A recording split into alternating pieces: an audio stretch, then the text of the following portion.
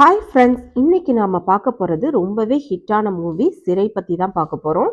இந்த படத்துல விக்ரம் பிரபு, அக்ஷய் குமார், அனிஷ்மா அனில்குமார் போன்ற நடிகர்கள்லாம் நடிச்சிருக்காங்க. வெற்றிமாறன் கிட்ட உதவி இயக்குனரா பணியாற்றிய சுரேஷ் ராஜ்குமாரி தான் இந்த படத்தை இயக்கியிருக்காரு. வாங்க கதைக்குள்ள போலாம். இந்த கதை 2003 வேலூர்ல இருந்து ஸ்டார்ட் ஆகுது. ஒரு ஆயுதப்படை காவலரா விக்ரம் பிரபு ஒரு அக்யூஸ்ட பஸ்ல கூட்டிட்டு போறாரு கோர்ட்டுக்கு. அப்போ அக்யூஸ்டோட கூட்டாளிங்க அக்யூஸ்ட காப்பாத்துறதுக்காக மிளகாப்பொடி தண்ணிய போலீஸ் மேல வீசிட்டு அக்யூஸ்ட காப்பாத்த முயற்சி செய்யறாங்க. அப்ப ரெண்டு தரப்புக்கும் இடையே சண்டை நடக்குது. ஒரு கட்டத்துல பப்ளிக் பிளேஸ்ன்னு கூட பார்க்காம பஸ் ஸ்டாண்ட்ல விக்ரம் பிரபு தன்கிட்ட இருக்கிற கன்னை வச்சு அக்யூஸ்டோட தலையில சுட்டுருவாரு. அதனால அவன் அந்த இடத்துலயே இறந்துடுறான். சுட்டு கொலை பண்ணதுனால மேலதிகாரிங்க விசாரணை விக்ரம் பிரபுக்கும் கூட இருந்த 2 போலீஸ்க்கும் வைக்கிறாங்க. ஒரு கைதிய பப்ளிக் பிளேஸ்ன்னு கூட பார்க்காம எப்படி நீங்க சுட்டீங்க? ஏன் காலில் சுடல? எப்படி அவன் தப்பிக்க முயற்சி செஞ்சான்னு அடுக்கடுக்கா மேலதிகாரிங்க கேள்வியை கேட்டு முன் வைக்கிறாங்க. அதுக்கு நம்ம ஹீரோ, கைதி தப்பிச்சாலும் நாங்க தான் ஜெயிலுக்கு போறோம், அவங்கள தப்பிக்க விடாம இருக்க சுட்டாலும் எங்களை தான் விசாரணைன்னு கேள்வி கேட்குறீங்க. நான் ஒரு பெஸ்ட் ஷூட்டர், அதனாலதான் நான் ஷூட் பண்ணினேன். எனக்கும் அவனுக்கு எந்த சம்பந்தமும் இல்லை. அவன் ஒன்றும் சாதாரண ஆளும் இல்லை. அவன் மேல 9 கொலை கேஸும் 2 ரேப் கேஸ் கூட இருக்கு.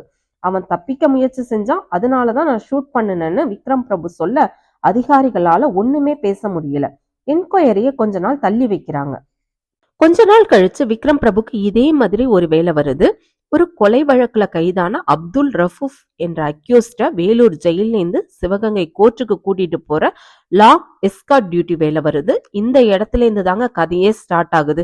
இவர் கூடவே எக்ஸ்ட்ராவா 2 போலீஸும் உங்க கூட இந்த வேலைக்கு நாங்களும் வரோம்னு மேல அதிகாரிங்க கிட்ட இருந்து ஆர்டர் வாங்கிட்டு 3 போலீஸ் சேர்ந்து அப்துல் ரஃபூஃபை கோர்ட்டுக்கு கூட்டிட்டு போகிறதுக்காக பஸ் ஸ்டாண்டுக்கு வராங்க. அப்ப விக்ரம் பிரபு கூட வரும் மத்த 2 போலீஸும் கொஞ்சம் ஆல்கஹால் சாப்பிட்டுட்டு வந்துடுறாங்க. விக்ரம் பிரபு பஸ் ஸ்டாண்ட்ல இருக்கிற ஒரு சின்ன ஹோட்டல்ல பிரியாணி மட்டும் ஆர்டர் பண்ணி சாப்பிட்றாரு. அப்துல் கிட்ட பணம் எதுவும் இல்லாததுனால டீ மட்டும் குடிக்கிறாரு. அப்புறம் எல்லாரும் திருச்சிக்கு போற பஸ்ல ஏறாங்க. நம்ம ஹீரோ அப்துல்க்கு ஹேண்ட்கஃப் மட்டும் போடாம பெரிய சங்கிலியை எடுத்து பஸ் சீட்டோட லாக் பண்ணிடுறாரு. பஸ்ஸும் கிளம்பிடுது. இப்ப இங்கேருந்து தாங்க கட் பண்ணி அப்துல்லோட ஸ்டோரி இங்கேருந்து தாங்க ஸ்டார்ட் ஆகுது. அப்துல் ஸ்கூல் படிக்கிற வயசுல இருந்தே கலைங்கிற பொண்ணை காதலிக்கிறாரு. 2 பேருமே ரொம்பவே சின்சியரா காதலிக்கிறாங்க. அப்துலுக்கு அம்மா மட்டும்தான் இருக்காங்க, அப்பா இல்ல. அப்பாவும் அம்மாவும் லவ் பண்ணி தான் மேரேஜ் பண்ணியிருக்காங்க. அப்பா இறந்துடுறாரு. அம்மா மட்டும்தான் அப்துலுக்கு எல்லாமே. இவங்க ஊர்லயே ஒரு சின்ன பெட்டி கடை வச்சிருக்காங்க. அது மட்டும் இல்லாம அப்துல் டிவியும் டெக்கும் வச்சு ஊர்ல நடக்கிற விசேஷங்களுக்கு வாடகைக்கு படம் போட்டு காமிச்சிட்டு இருக்காரு. கலை வீட்டுல கலையோட அம்மா, அப்பா, அக்கா, அக்கா வீட்டுக்காரரு எல்லாம் ஒன்னாதான் இருக்காங்க. கலையோட சொந்த தாய்மாமாவை தான் கலையோட அக்கா கல்யாணம் பண்ணியிருக்காங்க. அப்போ ஒரு நாள் கலையோட அக்கா வீட்டுக்காரர் ஃப்ரெண்ட்ஸ் கூட சேர்ந்து குடிச்சிட்டு தப்பான படம் போட சொல்லி அப்துல் கிட்ட கேக்குறாங்க. அப்துல் அதுக்கு மறுப்பு சொல்லிட்டு அங்கிருந்து கிளம்புறாரு. அதுக்குள்ள கலையோட அக்கா வீட்டுக்காரருக்கு கோவம் வந்து அப்துல மதத்தை சொல்லி அடிச்சிடுறாரு. அதுக்கு அப்துல் கோவத்தை எதுவுமே வெளிப்படுத்தாம அங்கிருந்து கிளம்பிடுறாரு. அப்துல் கதையை அங்கேயே கட் பண்ணிட்டு இப்போ பிரசன்ட்ல நடக்கிற கதைக்குள்ள வராங்க. பஸ் டீ காஃபிக்காக ஒரு கடையில நிக்குது. எல்லாரும் டீ காஃபி குடிக்கிறதுக்காக இறங்குறாங்க. அப்துலையும் பாத்ரூம்காக அலோ பண்றாரு விக்ரம் பிரபு. அப்துல்லை கூட்டிட்டு வந்த 3 போலீஸ்ல விக்ரம் பிரபு டீ குடிக்க போயிடுறாரு. இன்னொரு போலீஸ் அப்துல் காவலுக்காக பாத்ரூம்க்கு வெளியவே வெயிட் பண்ணிட்டு இருக்காரு. இன்னொரு போலீஸ் வெளியே இடத்துக்கு போயிடுறாரு. அப்துல் முடிச்சுட்டு வெளியே வந்த உடனேயே வெயிட் பண்ணிட்டு இருந்த போலீஸ் அப்துல்லை கூட்டிக்கிட்டு பஸ்குள்ள போய் ஹேண்ட்கஃப் போடுறதுக்கு முன்னாடியே வெளியே 100 போலீஸ்க்கும் பப்ளிக்குக்கும் சின்ன சண்டை நடக்குது. இதை பார்த்த உடனே இந்த போலீஸ் அப்துல்க்கு ஹேண்ட்கஃப்பும் போடாம பக்கத்திலேயே கன்னை வச்சுட்டு இவர் கீழே இறங்கி அதை தடுக்கிறதுக்காக போயிடுறாரு. விக்ரம் பிரபுவும் அந்த சண்டையை பார்த்த பிறகு அதே இடத்துக்கு வந்து சண்டையை தடுக்கிறதுக்காக வந்துடுறாரு. விக்ரம் பிரபு சண்டையெல்லாம் நிப்பாட்டிட்டு அக்யூஸ்ட் எங்கன்னு கேக்குறாரு. அப்பதான் எல்லாத்துக்குமே ஞாபகம் வருது. போய் பார்த்தா பஸ்ஸே அந்த இடத்துல இல்ல. பக்கத்துல கேக்குறாங்க, இப்பதான் சார் பஸ் கிளம்புச்சுன்னு சொல்றாங்க. அப்பதான் அவங்களுக்கு ஞாபகம் வருது, கன்னும் அக்யூஸ்டும் பஸ்ல இருக்காங்கன்னு. 3 பேருக்குமே என்ன பண்றதுன்னே தெரியல. ஏற்கனவே இதே மாதிரி கேஸ்ல தான் அவங்களுக்கு என்கொயரி நடந்துட்டு இருக்கு.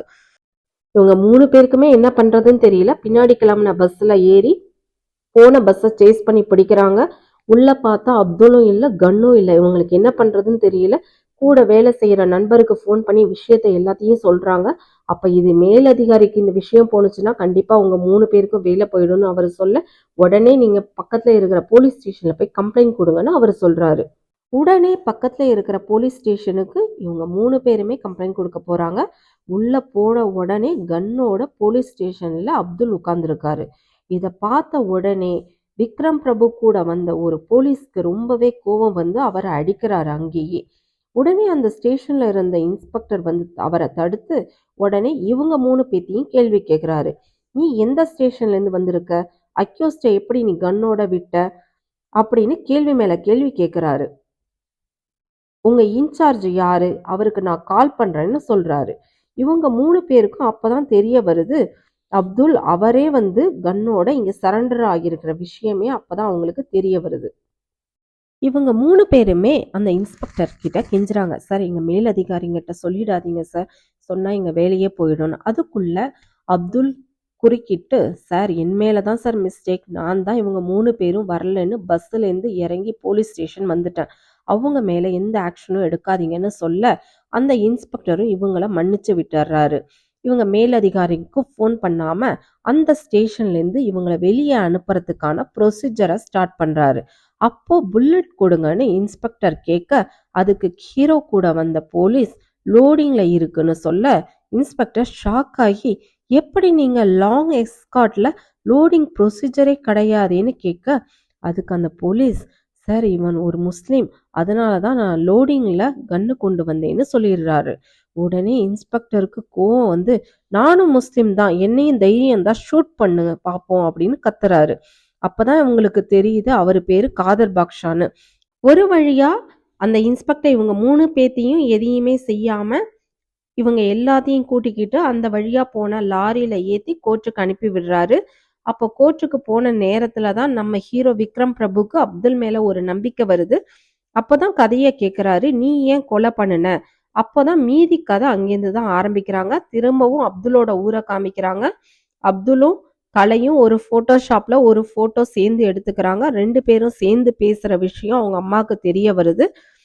வீட்டுக்கு வந்த பிறகு கலையோட அம்மா கலைக்கிட்ட கேட்குறாங்க, நீ அந்த பையனை லவ் பண்றியான்னு கேட்குறாங்க. இவளும் ஆமான்னு சொல்றா.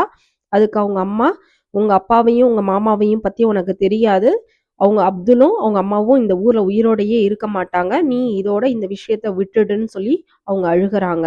அதுக்குள்ள இந்த விஷயம் கலையோட அப்பாவுக்கு தெரிய வர, அந்த டைம்ல அப்துல் அவங்க அம்மாவை கூட்டிக்கிட்டு வீட்டுக்கு வண்டியில வந்துட்டு இருக்காரு நைட் டைம். அம்மா அப்துல் கிட்ட கலைய பத்தி பேசிக்கிட்டே வராங்க வண்டியில.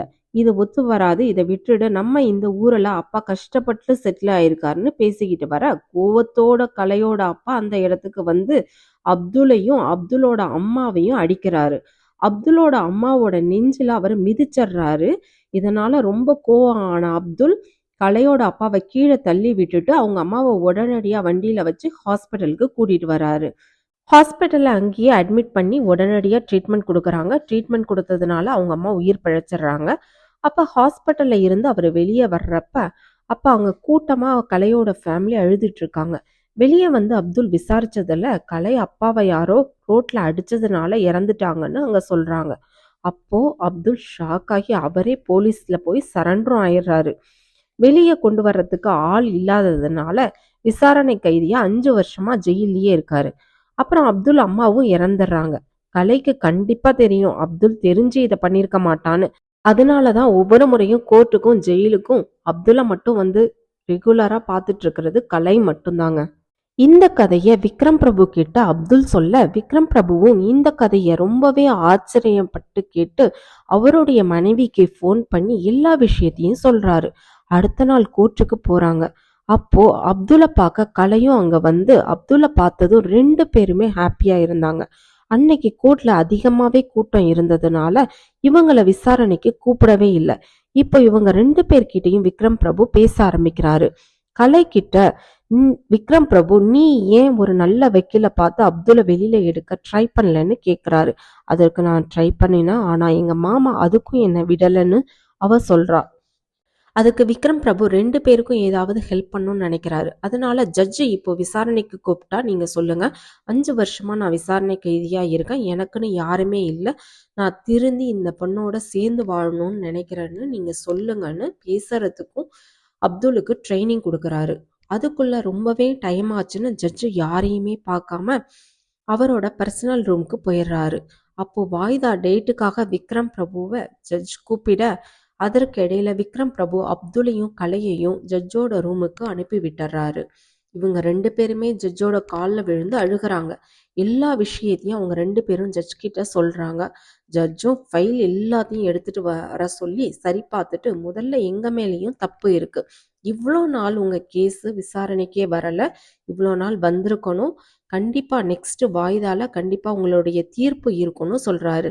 அது உங்களுடைய விடுதலை நாளா கூட இருக்கலாம்னு சொல்லி அனுப்புறாரு. 2 பேருக்குமே சந்தோஷம் ரொம்பவே தாங்கல. வெளியில வந்து விக்ரம் பிரபு காலில் விழுந்து அழுகுறாங்க. நீங்க எங்களுக்கு ரொம்ப பெரிய உதவி பண்ணியிருக்கீங்கன்னு அழுகுறாங்க. விக்ரம் பிரபுவுக்கு நடந்தது தெரிஞ்சதும் ரொம்பவே சந்தோஷமாயிடுறாரு. அப்துல் விக்ரம் பிரபு கிட்ட நெக்ஸ்ட் ஹியரிங் நீங்களே வாங்க சார், நீங்க வந்தா எனக்கு ரொம்பவே தைரியமா இருக்கும்னு கேட்டுப்பாரு. ரிலீஸ் ஆக போறோங்கிற சந்தோஷத்துல அப்துல்லும் ரொம்பவே சந்தோஷமா ஜெயிலுக்கு போறாரு. கலையும் அவங்க வீட்டுக்கு போயிடுறாங்க ரொம்பவே சந்தோஷமா. நெக்ஸ்ட் ஹியரிங் வருது. விக்ரம் பிரபுவால் அப்போ போக முடியல. ஏன்னா படத்தோட ஆரம்பத்தில் ஒரு அக்யூஸ்டை ஷூட் பண்ணியிருப்பாரு. ஸோ அந்த கேஸோட என்கொயரி சேம் டேல இருக்கும். அதனால அவரால் அந்த டேல போக முடியாது. அதனால வேற 2 போலீஸை அப்துல் கூட கோர்ட்டுக்கு அனுப்புவாங்க. கலையும் ரொம்ப சந்தோஷமா அவங்க வீட்டிலேருந்து எல்லா ட்ரெஸ்ஸையும் பேக் பண்ணிட்டு கிளம்புவாங்க. ஆனால் இந்த விஷயம் அவங்க மாமாவுக்கு எப்படியோ தெரிஞ்சிரும். தெரிஞ்சதுனால அவங்கள அடிச்சு வீட்லயே அடைச்சு வச்சிருவாரு. அப்துல்லும் கோர்ட்டுக்குள்ள வராரு. கலை அங்க தேடி பாக்குறாரு. கலை வரலன்னோனே சோகத்தோடையே உள்ள போறாரு. அங்க ஜட்ஜும் வேற ஒருத்தரும் மாறி இருக்காரு. பழைய ஜட்ஜ் அன்னைக்கு வரல. அப்துல் கேஸ அவர் விசாரிக்காமையே வாய்தா டேட் கொடுத்துட்றாரு. அப்துல் அந்த ஜட்ஜ் கிட்ட நடந்தது எல்லாத்தையும் சொல்றாரு. அந்த ஜட்ஜு எதையுமே கேட்கல. அப்ப நம்ம ஹீரோ விக்ரம் பிரபுவும் அங்க வந்துடுறாரு. ஜட்ஜ் கிட்ட இந்த கேஸ பத்தியும் அந்த பழைய ஜட்ஜு சொன்ன விஷயத்தையும் எக்ஸ்பிளைன் பண்றாரு. ஆனா அதை எதையுமே கேட்காம நீங்க யாரு, நீங்க எதுக்கு இதுல தலையிடுறீங்கன்னு அந்த ஜட்ஜ் கேட்க எதுவுமே பண்ண முடியாம அப்துல்ல கூட்டிட்டு அந்த 2 போலீஸும் கிளம்புறாங்க. அப்துல்லா ஆட்டோல ஏத்துறதுக்கு 2 போலீஸும் முயற்சி பண்றாங்க. ஆனா அவர் கலைய பார்க்காம அவர் ஏற மறுக்கிறாரு. தப்பிச்சு ஓடுறதுக்கும் ட்ரை பண்றாரு. சுத்தி வளைச்சு எல்லா போலீஸும் அவரை பிடிச்சிடுறாங்க. அதுக்குள்ள கலையும் அவங்க வீட்ல இருந்து தப்பிச்சு பஸ்ல வர்றாங்க. பாதி வழியிலேயே அப்துல்ல பாத்துடுறாங்க. பஸ்ஸை நிப்பாட்ட சொல்லி கீழே இறங்கி ஓடி வராங்க. அப்போ பின்னாடி வர்ற பஸ் அவங்க மேல மோதிடுது. இதை பார்த்ததும் அப்துல் சோகத்தோடையே ஆட்டோல ஏறி போயிடுறாரு.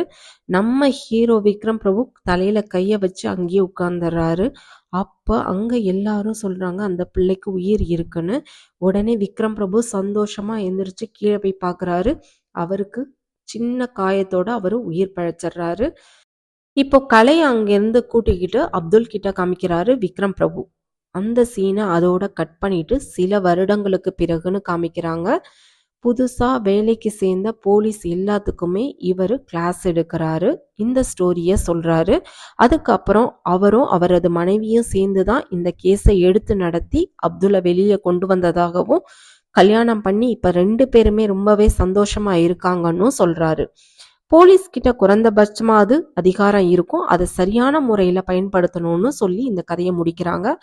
பார்க்கறதுக்கு ரொம்பவே சூப்பராகவே இருந்தது இந்த படம். கண்டிப்பாக டைம் கிடச்சிதுன்னா நீங்கள் எல்லாருமே இந்த மூவியை பாருங்கள். தேங்க்ஸ் ஃபார் வாட்சிங்.